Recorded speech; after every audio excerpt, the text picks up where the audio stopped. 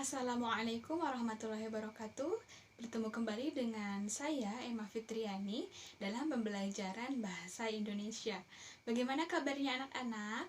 Semoga kalian selalu diberikan kesehatan dan juga selalu semangat dalam melaksanakan pembelajaran. Untuk memulai pembelajaran kali ini, marilah kita mulai dengan bacaan basmalah. Bismillahirrohmanirrohim. Nah, selanjutnya Ibu akan menjelaskan terlebih dahulu tujuan pembelajaran kali ini, yaitu peserta didik mampu menjelaskan secara tepat isi teks eksposisi, dan yang kedua, peserta didik mampu menyusun kembali teks eksposisi dengan bahasa kalian sendiri. Sebelumnya di sini ada yang sudah pernah mendengar teks eksposisi? Nah, kalau misalnya ada yang masih asing, Ibu akan memberikan contoh teks eksposisi. Kalian diharapkan membaca terlebih dahulu contoh dari teks eksposisi yang sudah Ibu bagikan di atas. Nah, setelah kalian mengetahui atau membaca contoh dari teks eksposisi tersebut, apakah kalian sudah mengetahui teks eksposisi itu kira-kira isinya apa aja ya?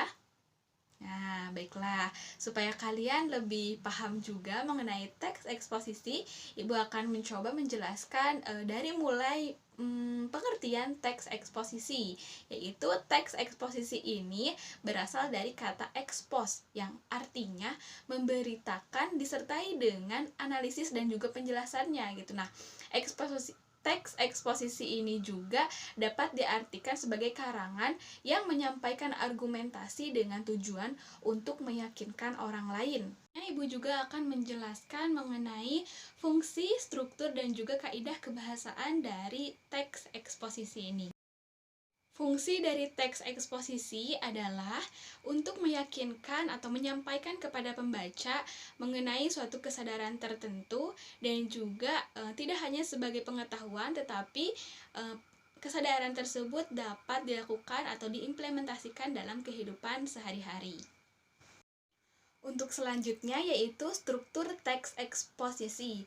Nah, struktur teks eksposisi ini dibagi menjadi 3. Yang pertama adalah tesis, kedua argumentasi, ketiga rekomendasi.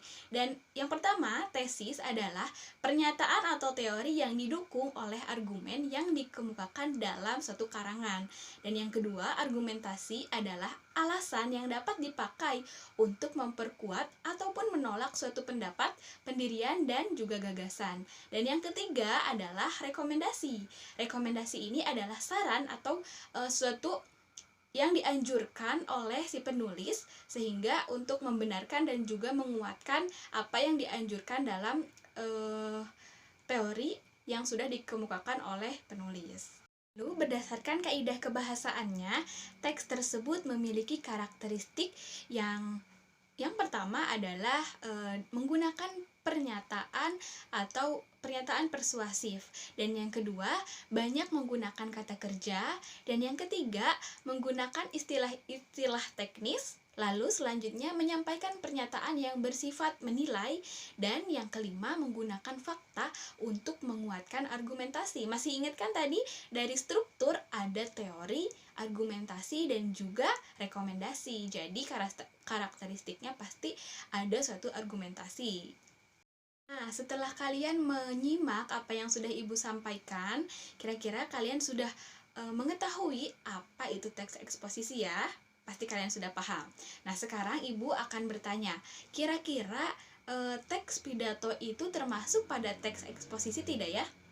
Nah, kalau misalnya kalian mengingat tadi Ibu bilang fungsi dari teks eksposisi itu adalah untuk meyakinkan pendengar atau pembacanya. Nah, dapat kalian simak ketika kalian mendengar pendengar atau pembaca, maka teks eksposisi ini juga bersifat teks dan juga lisan, tertulis dan juga lisan. Nah, salah satu teks lisannya adalah teks pidato. Ya, jadi teks pidato ini termasuk pada teks eksposisi. Nah, oleh karena itu, karena kalian tadi sudah menyimak bagaimana strukturnya, sudah melihat contohnya, Ibu minta kalian untuk analisis dari teks yang sudah Ibu berikan tadi sebagai contoh dari teks eksposisi. Kalian analisis berdasarkan strukturnya, yaitu strukturnya itu ada apa saja? Ya, yang pertama ada tesis, yang kedua ada argumentasi, dan yang ketiga ada ya, rekomendasi. Kalian analisis ketiga tersebut dari tadi contohnya. Lalu setelah kalian menganalisis, coba kalian buat sendiri teks eksposisi. Tadi kan salah satu jenis teks eksposisi lisan itu ada teks pidato. Jadi Ibu minta kalian untuk membuat teks pidato. Setelah kalian membuat teks pidato, kalian mempresentasikannya dalam sebuah video. Nah, video tersebut dikumpulkan di pertemuan selanjutnya. Nah, sekian untuk pembelajaran kali ini. Mudah-mudahan apa yang kita bahas hari ini, apa yang Ibu sampaikan bermanfaat untuk kita semua. Kita akhiri pembelajaran kali ini dengan bacaan hamdalah bersama-sama. Alhamdulillahirrabbilalamin. Jangan lupa jaga kesehatan, selalu menjaga dan melakukan protokol kesehatan, selalu semangat belajarnya. Assalamualaikum warahmatullahi wabarakatuh.